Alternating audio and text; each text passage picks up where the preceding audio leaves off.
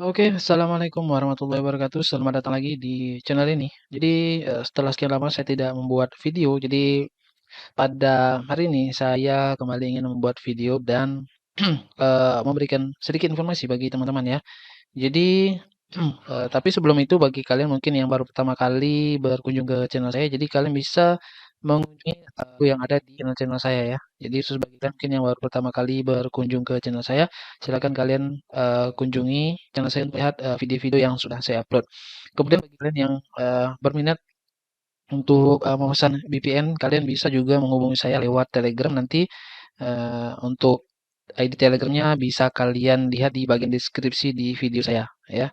Jadi fungsi dari VPN ini yang jelas kita untuk bisa mendapatkan skor yang hijau di pixel scan ya, atau lolos di pixel scan ataupun di IP hop dan sejenisnya. Oke. Kemudian nanti juga ada beberapa di pixel scan ataupun di IP hop dan sejenisnya. Oke. Kemudian nanti juga ada beberapa bonus ya yang saya berikan bagi teman-teman yang mengorder VPN. Oke.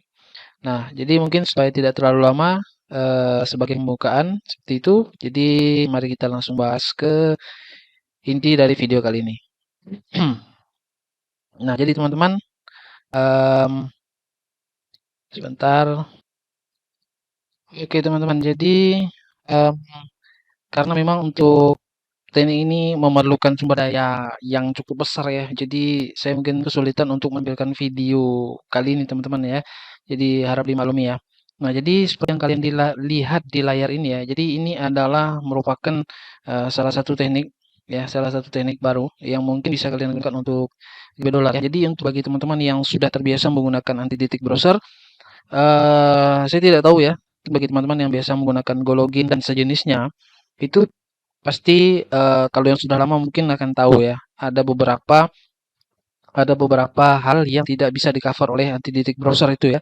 Nah, jadi, kali ini kita menggunakan, eee, kita itu menduplikasi, real komputer ya, menduplikasi, real komputer. Nah, jadi seperti yang kalian lihat ya, jadi saya tidak menggunakan anti detect browser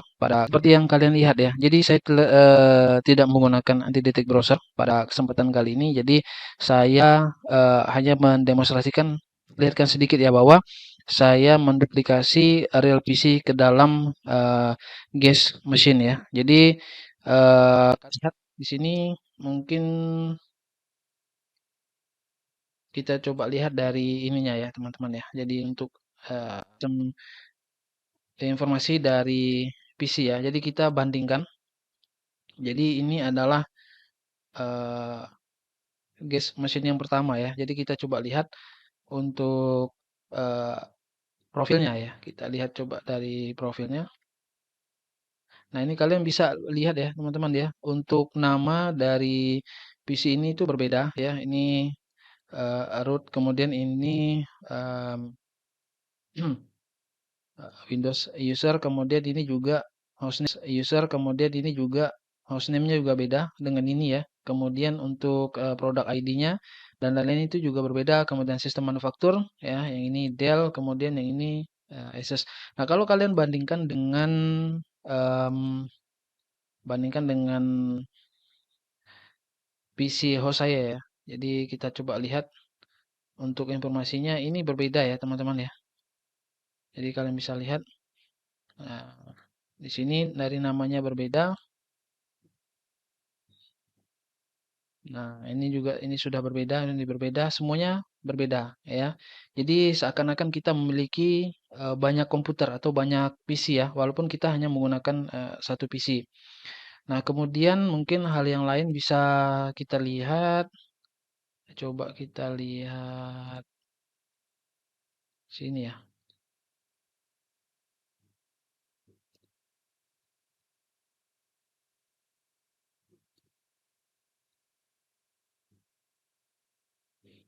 Nah, mungkin kalian bisa lihat teman-teman untuk prosesornya ini juga berbeda ya dengan yang ini juga berbeda dengan ini dan tentunya pasti berbeda juga dengan eee, laptop saya. Oke, kemudian device ID-nya ini juga berbeda, produk ID-nya juga berbeda ya. Nah, jadi kalian bisa lihat ini produk ID-nya berbeda, semuanya berbeda. Nah, jadi mungkin di kesempatan kali ini saya hanya memperlihatkan sedikit aja teman-teman ya tentang teknik ini. Kemudian kalau untuk em, apa ya, untuk proxy-nya ya, kalian bisa menggunakan macam-macam proxy manager ya. Nah, di sini untuk lokasinya saya berada di Amerika. Di sini juga pastinya akan berbeda ya.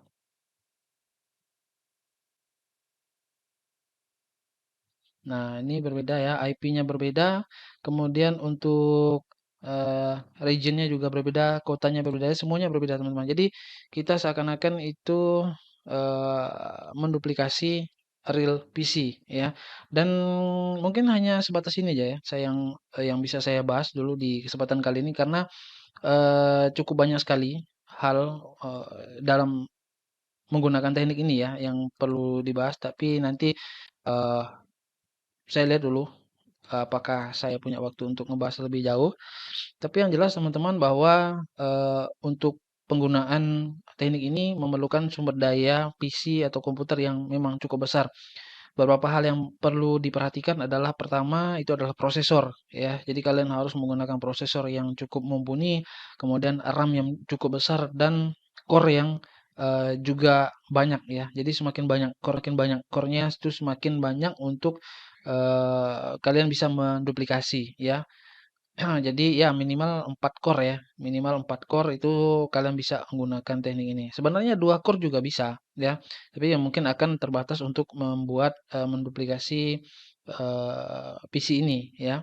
Jadi semakin banyak core-nya semakin bagus dan semakin besar RAM-nya juga pasti akan lebih bagus lagi. Oke teman-teman ya, jadi mungkin seperti itu dulu yang bisa saya sampaikan. Jadi saya tidak perlu panjang-panjang untuk membuat video kali ini. Nah, jadi kalau ada yang mau kalian tanyakan nanti kalian bisa tanyakan aja di bagian kolom komentar.